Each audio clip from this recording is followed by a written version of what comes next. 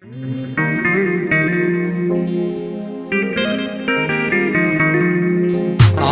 الهزبي كم تاني قدم كأنا بحد السلم انتي مسلك سلام كسينا بقزا قزاقا باس عداقا مفت سرقت وقينكا لام بلعهم سندام قلوغا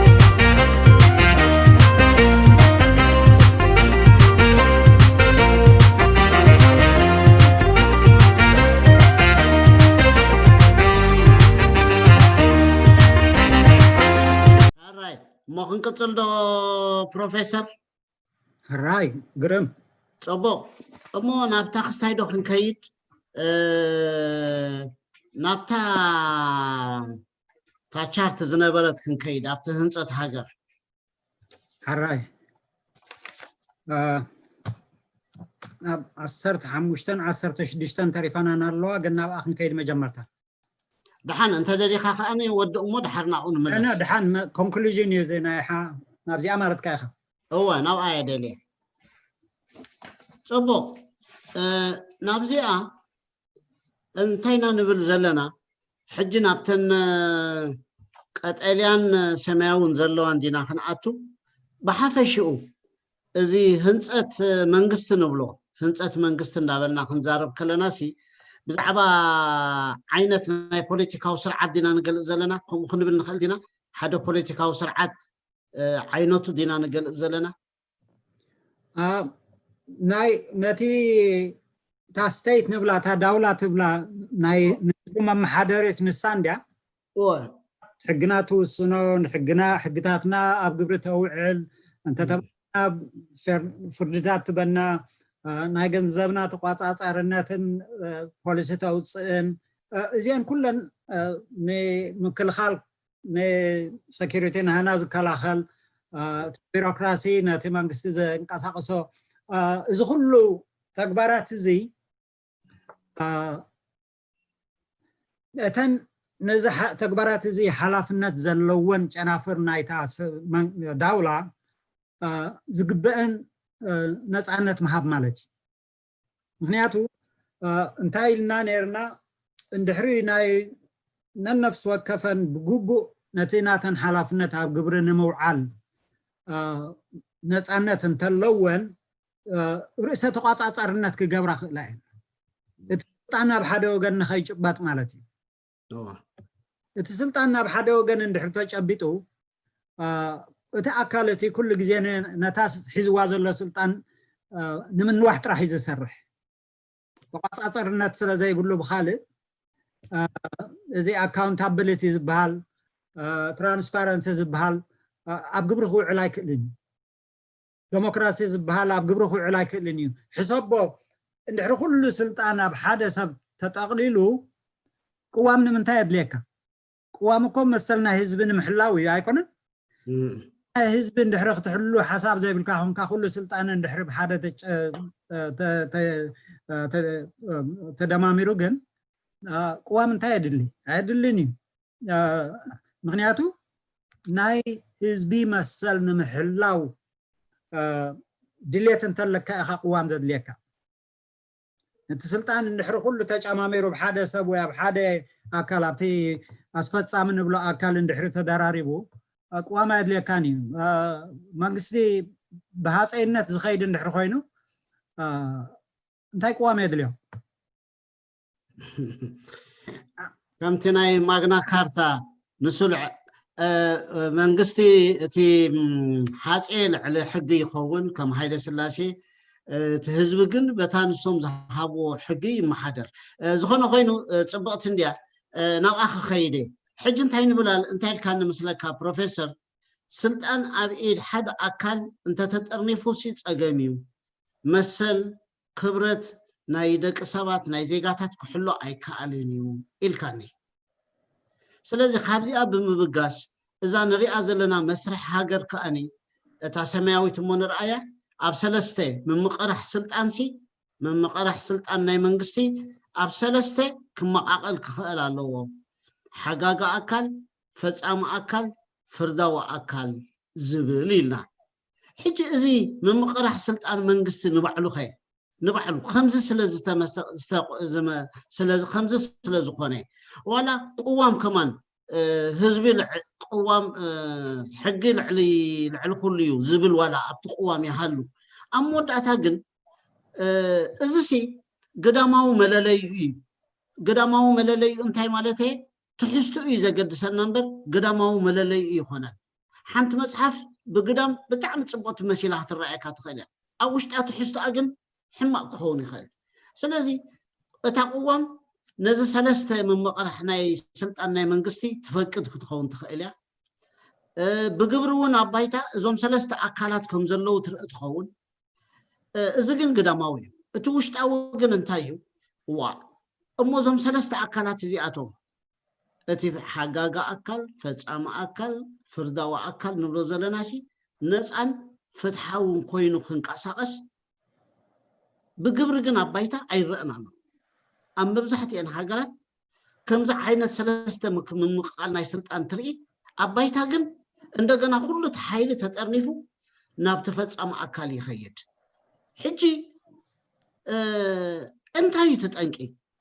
كم يجرنا نزيعة نزعن فتحاون حيالن كم يجرنا نجبرن نزع خنا لون نزعنتن كحلوة كم زنوب لزلنا وين ناس أنتن زعنقف نجارات انتاي إذن رياض زلنا سلستي وعلون ده تبهلسي بقبر أبايتا جنا يتقبرن أب كل أفريقيا هاجر انت الأخيرك ولا زنا إثيوبيا أنا ولا أنا إحنا ديمقراطية وزخونة قوام الله من ده تبهله ولا تنحرابيان يمقصوا منيرن أبايتا انت داري هاجن هو ده كاب سلطان خازمة أقصى حجي أبايتا إذا سلستي مكفل ناي سلطان الله أبايتا جن مسر حزب خراجت أي كأننا سلطان بملؤ بناي بوليتيكا صوتا أب تحتي فتأم أكل كأتو نرأمو نزعنتن كمي جري زتحزن له انت عند أخواني نزعنتن زتحزن له الله عند بلنا حالنا إذا تانلسا ناي حزب قالسيو هاتعاوي منغستي زمن مقاقال بروفيسور أبيت فيديو خفتا اوكي هراي فيديو اوكي تايدا غيره تعاتي الله فيديو دبل كليك غير كفتا أبي دبل كليك قبل أبتي نتسقم وجن زلات هاي فيديو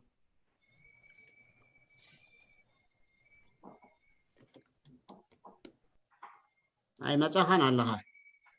نتأكون يلا نكويت مسألة ينزل ترى كلا جنسة نو تلفزيون تمثل ترى إن الله تسريز لكن كليك أنت قبل إيكو دبل كليك قبل بالكليك تقول كوالا يتمثل نزل هراي بالنغاز الدحين هو أنت كبلي لإيه نبتخستاي مخملسان بقالسي إزمت بقالسي هراي بقالسي إزمت نابنت هاي مجمرتا زقوام زبها لاي نبرون حارن حزبي فتوى كمي قوام كوبا كمي بدليات هيلو بارلاما فتيرو مالتي بارلاما فتيرو قوام فجيرو مالتي إذا كم هي ابن حزب إثيوبيا يهوب الله خذ زبالة نجري سلازي بهي أبزمات كم تقول خسر حك دنيا ناي قداماوي وانا نجرو جي ناي بحق عند حرب قبرخو الكوينو أبتا خالق عنكل بزحت civil society organizations الله تن civil society organizations تن political party تات عاوز الله خالق كم بعل media قال ماله إذا أتم برتعات كون اللوام قال سخو اللوام نتنا أتم قال سخا زد الجفماني تهزبي إذا زبرتع من زد كمامن حجي اتنا هزبن زمون أبتا خالقيت عنكل زلوا civil society organization نتن political party نتن media إذا كل ندحر برتعو اتب سلطان زلون سلطان عب إيدو نخل نخايج أضبط عنكاتي خانا مالي سلازي ولا بصحف انت سفره اب قوام انت سفره قدنا بقبرخو علي مالت هيكونن civil society organizations ድኹም ኮይኑ እተን political partyታት እንድሕሪ ድኹማት ኮይነን እቲ ህዝቢ ከዓ እንድሕሪ ተቃላሳይ ዘይኮይኑ ነቲ መንግስቲ ንስልጣን ሽምያ ክቃለስ ከሎ እቲ ሚድያ እንድሕሪ ናብ ህዝቢ ዘይፍልጥ ኮይኑ እዚታት እንተዘይብልካ በብቁሩብ እቲ ስልጣን ዘሎ አካል ወይ ድማ እቲ አስፈጻሚ አካል ነቲ ስልጣን ዝጭብጦ ሕጂ ሓደ ግዜ ዋላ አብዮታውያን ወይ ሪቮሉሽነሪ ብዙሕ ለውጢ ተስፋ እንዳሃቡ ዝመፁ ብስልጣን መራሕቲ ኣለዉ በብቁሩብ እቲ ስልጣን ኣብ ኢዶም ጨቢጦም ነቲ ዘተስፊዎ ዝነበሩ ለውጥታትን ምዕባለ ናይ ህዝብን እንዳነፀግዎ በብቁሩብ እንዳረስዕዎ እዮም ዝኸዱ እቲ ቃልሲ ናይቲ ህዝቢ እቲ ቃልሲ ናይቶም ሲቪል ሶሳይቲ ኦርጋናይዜሽንስ እቲ ቃልሲ ናይቲ ሚድያ እንተደኺሙ ማለት እዩ ድሕሪ ብርቱዕ ኮይኑ ግን ኩሉ ግዜ ክትቋፃፀሮ ኣለካ ነቲ ብስልጣን ዘሎ ኣካል ክትቋፃፀሮ እንተዘይክኢልካ ብባዕሉ ብፍትወቱ ነቲ ናይ ቅዋም ኣብ ቅዋም ዘሎ ፍረ ነገር ኣብ ግብሪ የውዕሎ ማለት ኣይኮነን ስለዚ ናይ ቃልሲ ጉዳይ እዩ ኩሉ ግዜ ክጥንቀቕ ኣለዎ እቲ ህዝቢ እቲ ስልጣን ካብ ኢዱ ከይምንጠቕ ስለዚ ከም ዝበልኩኻ ናይ ቃልሲ ጉዳይ እዩ እቲ ቃልሲ ከዓ ናይ ህዝቢ ናይ ሲቪል ሶሳይቲ ኦርጋናይዜሽንስ ናይተን ፖለቲካ ፓርቲታት ናይ ሚድያ ናይ ኩሉ ሓበራዊ ቃልሲ እዩ ማለት እዩ ነቲ ስልጣን ኣብ ሓደ ኣካል ከይጠቃለል ክስታይ ዝኸውን ስለዚ እታ ዓንኬል ኣብ መጨረሻ ዘላ ህዝቢ እንዲልና ኢልናዮ ህዝቢ ናይቲ ሃገር እዩ ኣብታ ዓንኬል ዘሎ ድሓር ኣብታ ዶት ዘላታ ከዓኒ ውድባት ፈጢሩ ኣሎ ማሕበራዊ ሲቪካዊ ማሕበራት ክኾና ይኽእላ ፖለቲካዊ ሰልፍታት ክኾና ይኽእላ ፕረስ ነፃ ፕረስ ክኾና ይኽእላ እዚኣተን ምሕያል ናይዚአን እዩ ሕጂ ነዚሲ ኣብ ግብሪ ኣብ ባይታ ነቲ ዝተዋህቦ ስልጣን ኣብ ሓደ መታን ኣብ ሰለስተ ተመቃቂሉ ከሎ ናብ ሓደ ንኸይመፅሲ ህዝቢ ተቃሊሱ ክንብል ከለና እቲ መብዛሕትኡ ህዝቢ በተን ኣብ ዶትስ ገይርዎን ዘሎ ጉጅለታት በተን ናይ ሲቪካውን ፖለቲካውን ውድባት ፕላስ ሚድያ ገይሩ እዩ ዝቋፃፀሮ ኢኻ ትብለኒ ዘለካ መስለኒ ምክንያቱ እዋ ከማ እቲ ህዝቢ ስለምንታይ ይቃለስ እንድሕር ኢልካኒ ንኣብነት ሕጂ ተቦ እቲ ኣስፈፃሚ ንኣኻ ገርካ ኢኻ ኢሉ ኣስረካ ኣብ ቤት ፍርዲ ግድን ከቅርበካ ኣለዎ ዝብላ እቲ ናይ ፈራዳይ ኣካል እዩ እንታይ ይኸውን መስለካ ገበረኛ ኢሎም ኣብ ቤት ማእሰር ይኣስሩኻ ኣብኡ ክገድፉኻ ክእሉ እዮም ክርስዑኻ እውን ይኽእሉ እዮም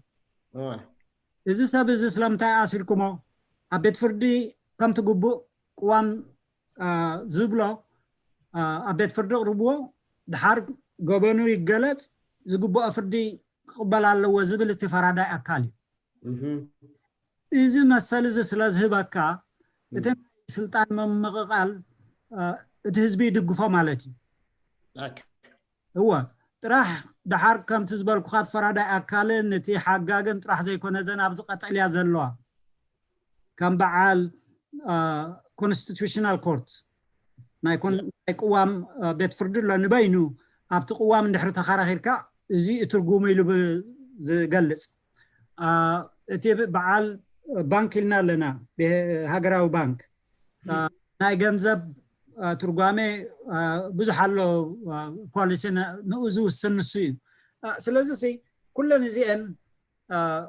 በብወገነን ናይ ህዝቢ መሰላት እየን ዝሕልዋ ማለት እዩ ፅቡቅ ስለዚ ህላዊ ብዙሕነት ፖለቲካዊ ሰልፍታት ኢልና ኣገዳሲ እዩ ንከምኡ ቼክ ኤን ባላንስ ክፈጥር ክቋፃፀር መታን ጌጋ ክርኢ ከሎ መታን ክእርም ኢልና ህዝባዊ ማሕበራት ክህልወሉ ኣለዎ ህዝቢ ኣብቲ ህዝባዊ ማሕበራት ተጠርኒፉ ሓይሊ ረኺቡ ክቋፃፀር ክኽእል ኣለዎ ንብል ኣለና ነፃ ሓላፍነታውን እሙንን ፕረስ ሰለስቲኡ ዘማልአ ፕረስ ጥራሕ ዘይኮነሲ ድኹም ፕረስ ተኮይኑ ዋላ ሓንቲ ይገብረልካን እዩ ድኹም ፖለቲካዊ ይጎድኣካ ድኹም ፖለቲካዊ ሰልፍታት ከዓ ይጎድኣካ እምበር ኣይጠቕመኻን እየን ድኹማት ህዝባዊ ማሕበራት ከዓ ይጎድኣኻ እምበር ኣይጠቕማኻን ስለዚ ንሰን ክሕይላ እዘን ሕጂ ትብለን ዘለኻ ነተን ኣብ ውሽጢ ዘለዋ ኣብ ሰማያዊ ክሕይላ እንተደኣ ኮይነን እተን ኣብ ዶዶት ዘለዋ ጉጅለታት ናይ ሕብረተሰብ ጉጅለታት ናይ ፖለቲካዊ ጉጅለታት ንብለን ዝፀናሕናሲ ንሰን ክሕይላ ከዓ ንሳተን ከዓ ህዝቢ ኣፍልጦ ክዓቢ ኣለዎ ንቕሓቱ ክብል ክኽእል ኣለዎ ሕጂ ዝተኣሳሰረ ዶ ኮይኑ ስማዓካ እንተደኣ ህዝቢ ፖለቲካዊ ንቕሓቱ ድሩት ኮይኑ እቲ ማእኸላይ መንግስቲ ንዕኡ ነቲ ህዝቢ ኩሉ ግዜ መደናገር እንዳገበረ ኣብ ደገ ፀላኣለካ እንዳበለ ንደገ ከም ዝጥምት እንዳገበረ ንሱ ከዓኒ ኣብ ውሽጢ ነታ ስልጣኑ ኣብ ኢዱ እንዳእተወ ከምዛ ሕጂ ዝገበራ ኣብይ እንደረኣዮ ናይ ኣብ ኢትዮጵያ እንደረኣዮ ሓደ ሰብ ሞይቱ ጽቡቕ ሓደ ሰብ ስለ ዝሞተ ነቶም ዝቆተልዎ ተኸታቲልካ ኣብ ቁፅፅር ከተእቱ ጽቡቕ እዩ ምክንያት ገይሩ ነቶም ኩሎም ዝብርትዕዎ ዝነበሩ ፖለቲካዊ ሓይልታት እንዳ ወንጀለ ንኩሎም ይኣስሮም ኣሎ ሕጂ እንታይ ዝገብር ዘሎ ናይ ግብፂ ከዓኒ ፀገም ነይሩ ኣብ ደገ ከቢድ ፀላእ ኣለና ናቱ መሳርሒ ክኾኑ ኣለዉ እዚኣቶም ንሃገር ድሕነት እንዳበለ ናይ ገዛ ርእሱ ድሕነት ዝጥቀመሉ ሜላ ይገብር ኣሎ ስለዚ እቲ ህዝቢ ሽዑኡ ንቕሓቱ ናቱ ደረጃ ንቕሓቱ እንተደኣ ትሑት ኮይኑ ይቕበሎ ስለዚ እቲ ሓይሊ ተመቃሪሑ ዝነበረ እንደገና ናብ ሓደ እንዳተጠርነፈ ይኸይድ ስለዚ ንቕሓት ናይ ሕብረተሰብ ደረጃ ንቕሓት ናይቲ ሕብረተሰብ ክልዕል ኣለዎ ትብልከ ከም ነጥቢ ጌርና ክንወስዳ ንኽእል ዶ ንሱ እንተዘይነውቂሑ ሓያላት ፖለቲካዊ ሰልፍታት ሓያል ህዝባዊ ማሕበራት ነፃን ሓላፍነታውን እሙንን ፕረስ ሓያል ቤት ፍርዲ ዋላ ተቆዋማዊ ቤት ፍርዲ ይኹን እቲ ስሩዕ ቤት ፍርዲ ከነረጋግፅ ኣይንኽእልን ኢና ክንብል ንኽእል ዶ ጽቡቕ ኣለኻ ልክዕ ኩለን ኣድለይቲ እየን ግን እቲ ንቕሓት ክንብል ከለና እቲ ትኽክለኛ ንቕሓት ክኸውን ኣለዎ ሓደ ግዜ እቲ መንግስቲ ናብ ጌጋ ንቕሓት እውን ክመርሓካ ክእል እዩ እንድሕር ደልዩ ንኣብነት ንገሊኦም ብሄራት ኣንጻር ካልእ ብሄራት መቃቂልካ ግዛእ ዝበሃል ነገራት እውን ከምፅእ ክእል እዩ ስለዚ ትኽክለኛ ንቕሓት ክህልዎ ኣለዎ እቲ ህዝቢ ትኽክለኛ ንቕሓት ህዝቢ ንክህልዎ ከዓ እቶም ተቃለስቲ እቶም ሲቪክ ኦርጋናይዜሽንስ እቶም ፖለቲካል ፓርቲታት እዮም ዘንቅሕዎ ነቲ ህዝቢ ስለዚ ንሳቶም መርገፂኦም ሕማቅ እንድሕር ኮይኑ ነቲ ንቕሓት ዝህብዎ እውን ሕማቅ ክኸውን ይኽእል እዩ ስለዚ እቲ ምሁር ኣካል ይኹን እቶም ኣብ ሲቪል ሶሳይቲ ኦርጋናይዜሽን ዝንቀሳቀሱ ይኹን እቶም ናይ ፖለቲካ ፓርቲታት ይኹና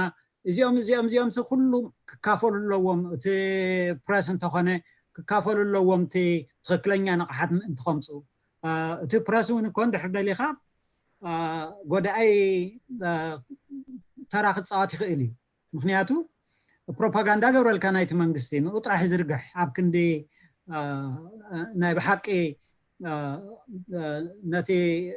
ክውረ ዘለዎ ነገራት ሓቂ ክንዲዘውሪ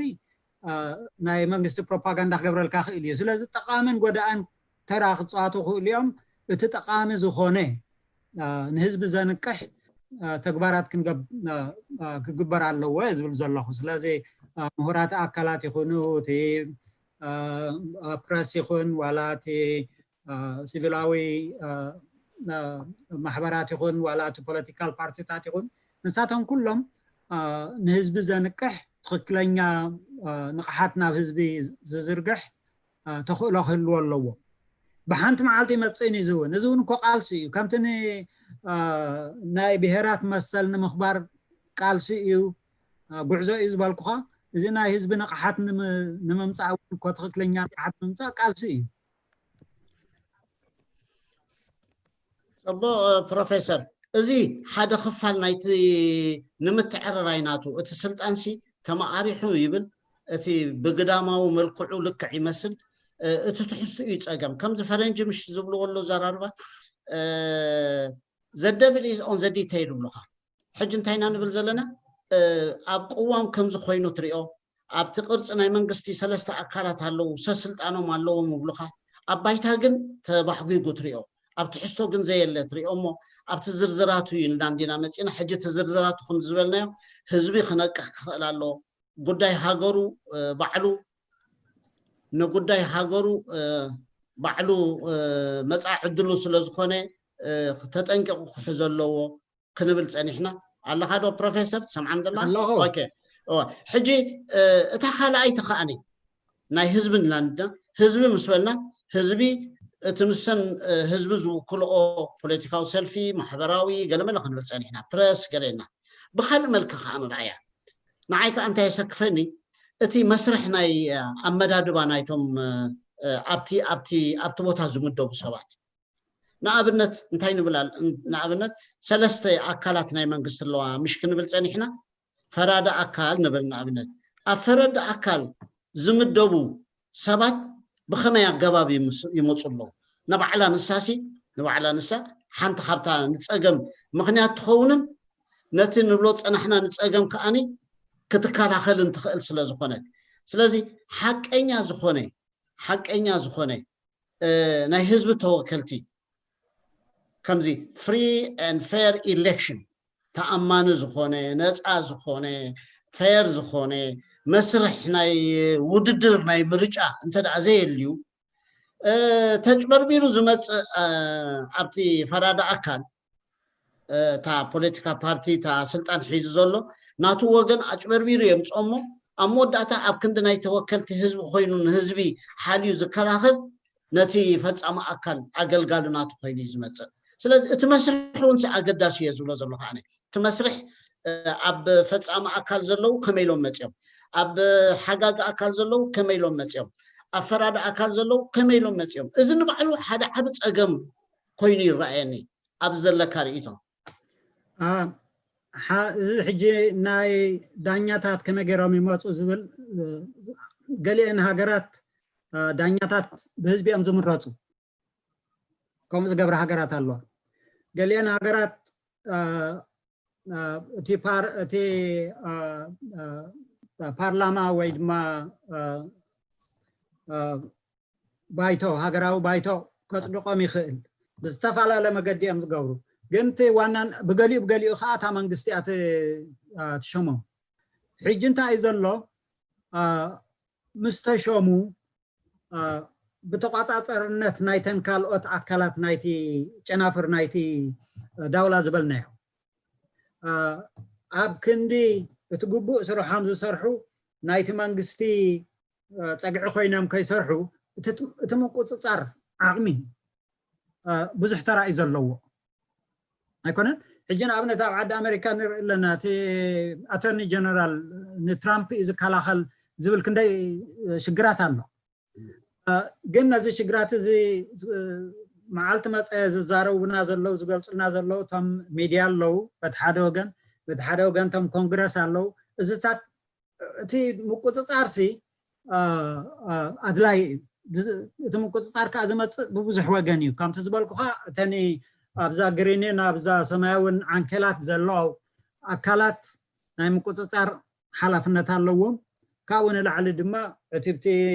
ካልአይቲ ዓንኬል ከም በዓል ፕረስ ከም በዓል ሲቪል ሶሳይቲ ኦርጋናይዜሽንስ ከም በዓል ፖለቲካል ፓርቲታት ከዓ ጌጋ ክግበር ከሎ ወይ ክብል ኣለዎን ብዙሕ ኣሎ ንህዝቢ ዘለዓዕል ኣሉ ህዝቢ ከዓ ሰላማዊ ሰልፊ እውን ክገብር ይኽእል ስለዚ ብብዙሕ መገዲ ኢኻ ከምዚ ዝበልካዮ እቲ ፈራዳይ ኣካል ናይቲ ኣስፈፃሚ ኣካል ማሳርያ ከይኸውን ብዙሕ ፀቕጥታት ክህሉ ኣሎ በቲ መገዲ ከምኡ ንኸይኸውን እዚ ኩሉ እንታይ እዩ ዝውስኖ ከምቲ ዝበልኩኻ ብርታዐ ናይተን ኣብታ ካልአይቲ ዓንኬል ዘለዋ ፖለቲካል ፓርቲታት ይኹና ዋላ ሲቪካዊ ማሕበራት ይኹና እቲ ነፃ ፕረስ ይኹን ከምኡ ድማ ናይቲ ህዝቢ ቅርናፈን ንቕሓትን ዝውስኖ ጉዳይ ናብ እንታይ ክመፅእ ደልየ ምስለካ ፕሮፌሰር ኣብቲ መስርሕ ዝብሎ ዘለኹ ንዕኡ ከመይ ገይሮም ሰባት ንመልኦም ከመይ እዮም ዝሕዝዎ ነቲ ቦታ ዝብል ኣብቲ ቅዋም እንዲ ዘሎ ኣብቲ ቅዋም ሕጂ ሓንቲ ቅዋም ንውሰድ እሞ ናይ ኢትዮጵያ ንውሰዳ ንኣብነት ፈራዳ እቲ ሓጋጋ ኣካል ይብል ሓጋጋ ኣካል ካብ ህዝቢ ክልተ እንዲዮም ዘለዎም ባይ ካሜራ እንዲዩ ክልተ ቻምበርሲ ዘለዎም ሕጂ ነታ ናይ ህዝቢ ፓርላማ መኖሰዳ ባይቶም መኖሰዳ ህዝቢ መሪፁ ናይ ህዝቢ ዝመረፆም ብማጂቶሪ ብናይ ኣብዝሓ ድምፂ تجيرهم يخدون نبل أبقى مش عربار انتلا اتزخده ناي حزب توكل يخونه اتا سرعات أب سلطان كلا كم زنا مجرشا زقات أمان يهودك 900 درجاتي سلطان سي اتوي سيديا ناي حزب توكلتي ناتي دغفتيوم اتيوم اندابدسي او شدش ورحي عبز بحال حزباو نعب تلاعيب حجي انتهي يخبل دلي زلخو ازم قطصار زي كم انتهي مص انت دايلكاني ابتا قواموم يا زلاتا تاصقم the devil is on the detail ابز سئل زرعنا يطرح يكونن ابت قوام زرزر نايت قوام ابت قوام اتي مريچا كوميشن كمي غير يمرص من يمرصو ابز بل ابت دقيق مسرع خايخا ابو اتلوب هول سالو نابنت قدم حجسي اتي فصام اكلسي مريصو زدريم سبات حاريو نبارلاما يقرب انتيلوم خا اتم بارلاما اوريدي تچبربي بزتچبربره دمصي زاتو انت اخوينم كلهم بارتي ناي بارتي ابالات ناي حدا سلازخونو اتي ناي بارتي مراحيهم حيزلهم زمصسو إلهم ززقوا سلازي اتناي نصا ناي مريچا كوميشن زبحالسي او خل حفتري اخدلها لها لكع مسلكا نيترالي مسلكا ناي بارتي ابال ناي كونن بحر ግን بدلايم ገዚኦም ዘምጽኦ ይኸውን ሕጂሲ ኣብቲ ቅዋም ተقوام ኣዝያ ዝርዝራዊት እንተዘይ ኮይና ኣብቲ ዝርዝር ናይ ተقوام ዘሎ እቲ መጻወቲ እቲ ጠላዕ ዝብል ዘለኹ ኣብኡ እዮም ዝጻወቱሉ ይብል ኣለኹ ካልኻ ከምጽ ካልኣይቲ እታ ባይቶ ንብላ ዘለና ሰይድያ ዝበዝሐ ናይ ሓንቲ ፓርቲ ዓብሊሉ ዝሓዘ ፕራይም ሚኒስተር ይኸውን ትብል ናይታ ፓርቲ ብኡ ምኽንያት መለስ ወይ ሃይለ ማርያም ደሳለኝ ኣብቲ ፓርቲ መራሒ ሃገር ፕራይም ሚኒስተር ኮይኖም ሰርሑ ነይሮም ሕጂ እታ ፓርቲ ዝዓብለለ እንተደኣ ኮይና ናታ ኤክስኪዩቲቭ ኮሚቴ ይኸውን ኣሎ ፈጻሚ ኣካል ይኸውን ኣሎ እንተይልናሲ ኣውቶማቲካሊ እታ ባይቶን እቲ ፈጻሚ ኣካልንሲ ክልቲኦም ሓደ እዮም ስለዚ ከመይ ገይሩ ሕድሕድ ምቁፅፃር ዝህሉ ምክንያቱ እቲ ሒዝዎ ዝመፀ ሰው ኢሎም ጥርሕም ክቕበልዎ ንባዕሉ እቲ ፀገም እንታይ ዝብል ዘለኹ ኣነ ኣብቲ ቅርፂ ዘይኮነ ኣብቲ ግዳማዊ ቅርፂ ንሪኦ ዘለና ዘይኮነ ኣብቲ ዝርዝር ናይ ተقوام እዩ ዘሎ እቲ ፀገም ንሱ እዩ ነዚ ከምዚ ዕድል ዝህብ ዘሎ ይብል ሳልሰይቲ ኣብዛ ናይ ኢትዮጵያ እንተደኣ ከይድካ ኮምፓራቲቭ ኣናሊሲስ ዝገብር ዘለኹ ኣብ ናይ ኢትዮጵያ ምስከትካ ኣብ ፈራዳ ኣካልካ ነቶም ፈረድቲ ኣካል ነቶም ሱፕሪም ኮርት ቶም ዝለዓሉ ነቶም ንዕኡ ዘመሓድሩ من يمرصهم تدعيلك እቲ ፕራይም ሚኒስተር እማመ ሒዙሲ ኣብ ቤት ፍርዲ ኸይዱ ቤት ፍርዲ መሰል ዘቆሉ ተግባራዊ ይኾኑ ብለኻ እቲ ኦሬዲ እቲ ፓርላማ ናቱ እዮም ኣባላቱ እዮም ናይ ፓርቲ ደገፍቲ እዮም መብዛሕትኦም ንሱ ሓልቆኦም እዩ በታ ናይ ፓርቲ ሒዝሎም ዝመፀ ኣብኡ ከሎ ዓይኖም ዓሚቶም ጥርሕም ዝብሉ ስለዚ እታ ፈጻሚት ሓጋጊት ፈራዲት ትበሃል ዘላ ዳርጋ ሓንቲ ዓይነት ኮይነን ይኸዳ ኣባይታ ኣብ ትሕዝቶ እንክትሪአን ክደለኻ ኣለኻ ዝብል ዘለኹ ንኣብነት ናይ ኢትዮጵያን ናይ ስዊዘርላንድን ከወዳድር ፈቲነ ሰማይን መሬትን ዝኾነ ፍልልይ ነይሩ ኣብቲ ቅዋሚ ሕጅቲ እቲ ዲቴይልስ ዘሎ እቲ ቅዋሚ ይኽልክለካ ከምኡ ከይትገብር ንኣብነት ናይ ስዊዘርላንድ እንተዳርኢኻ እቶም ፈረድቲ ኣካላት ነፃን ፍትሓዊን መታን ንክኾኑ እቲ ፈጻሚ ኣካል ኢድ የብሉ እቶም ክልቲኦም ባይቶታት ጥራሕ ተኣኪቦም እዮም ዝመርፅዎ ይብለካ ሕጂ እቲ ፈጻሚ ኣካል ነቲ መብዛሕትኡ ግዜ ዓመፀኛ እሱ እንዲታ ዓመፀኛ ንሱ ኢድ ከም ዘይብሉ ኣብቲ ፈራዳ ኣካል ብውሕዱ ገይሮሞ ናይ ስዊዘርላንድ እንተዳርኢኻ ናይ ኢትዮጵያ ግን ንሱ ዝለዓለ ኢድ ኣለዎ እየ ዝብለካ ዘሎ ኣብቲ ናይ ፍሪ ኤንድ ፌር ኢሌክሽን ነታ ሓጋጋ ኣካልካ ነፃ ንክትከውን ከመይ ገይሩ ሓደ ነፃ ኮሚሽን ይምስረት ንዝብል ከዓኒ ኢድ ኣለዎ ዲቲ ፕራይም ሚኒስተር እወ ኣኺልዋ ሕጂ ኣብኡሲ ኣብቲ ዝርዝር ብጣዕሚ ኣገዳስነት ኣለዎ እየ ክብል ደልየ ስለዚ ኣነ ከም ዝረኣኽዎ ብዙሕ ግዜ እተን ፀቢብ ዝኾነ ናይ ቅዋም ኣርቲክልስ ዘለወን ብዙሕ ግዜ ንኸጭበርበራ ዕድል ረኽባ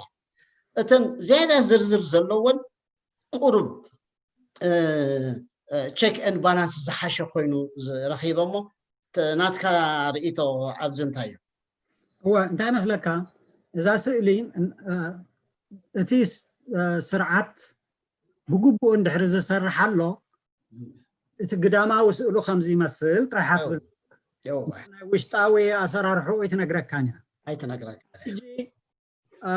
أبتو وشتاوي أسرارحو اندحر خيدنا كلتا تقامات لنا حدا إذا فلليات